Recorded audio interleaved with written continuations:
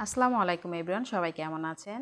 আজকে আপনাদের সাথে শেয়ার করছি খুব কম সময়ে অল্প উপকরণ দিয়ে ঝটপট করে এই দানাদারযুক্ত সুজির হালুয়াটা কিভাবে তৈরি করেছি সেই সহজ সিম্পল রেসিপি।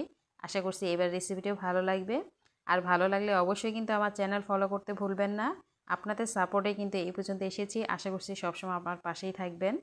তো এটা কিন্তু বানানোর প্রসেস একদম সহজ। সুজির হালুয়া তৈরি করতে অনেকে কিন্তু দেখা যায় যে জমাট বেঁধে যায়, আবার কারোটা দেখা যায় অনেকটাই পাতলা হয়ে যায়, তৈরি হয় না। তো সবচেয়ে সহজ সিম্পলভাবে আজকে আপনাদের সাথে এই মজাদার দানাদার যুক্ত হালুয়াটির রেসিপিটি শেয়ার করছি। তো প্যানে প্রথম আমি 1 টেবিল চামচ পরিমাণ ঘি দিয়েছিলাম আগেই। এরপর আমি এখানে বাদাম আর কিশমিশ এগুলোকে ভেজে নিব।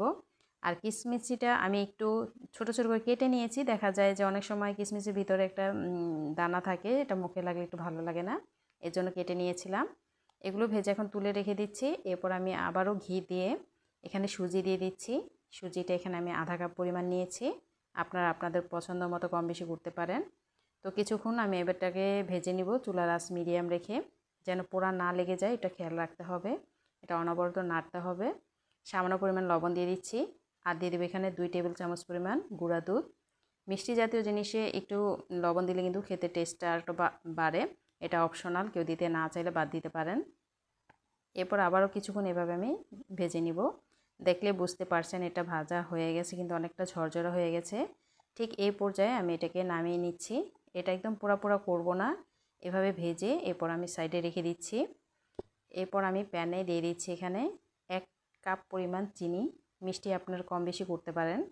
এখানে দিয়ে দেব আধা কাপ পরিমাণ পানি। পানির পরিমাণটা একটু কম থাকবে।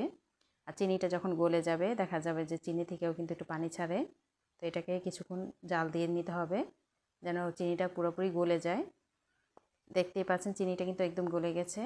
তো এই পর্যায়ে আমি যে সুজি ভেজে রেখেছিলাম সেটা দিয়ে দিচ্ছি। এটা সম্পূর্ণ দেওয়া যাবে না, অল্প অল্প করে দিতে হবে, কারণ সুজি একসাথে যদি দিতে যান দেখা যাবে যে এটা জমাট বেঁধে যায়। তো আমি এটাকে 3 ভাগে দিচ্ছি, দিয়ে কিছুক্ষণ মিক্স করে নিব যেন জমাট না বেঁধে যায়। দেখলে বুঝতে পারছেন। আর এখানে কিন্তু একটু কিশমিশ আর বাদাম আছে, এর জন্য একটু কালো কালো লাগছে, এটা দেখলে আপনারা বুঝতেই পারবেন। তো এরপর বাকি সুজিগুলো আমি দিয়ে দিচ্ছি, দিয়ে অনবরত কিন্তু নাড়তে হবে।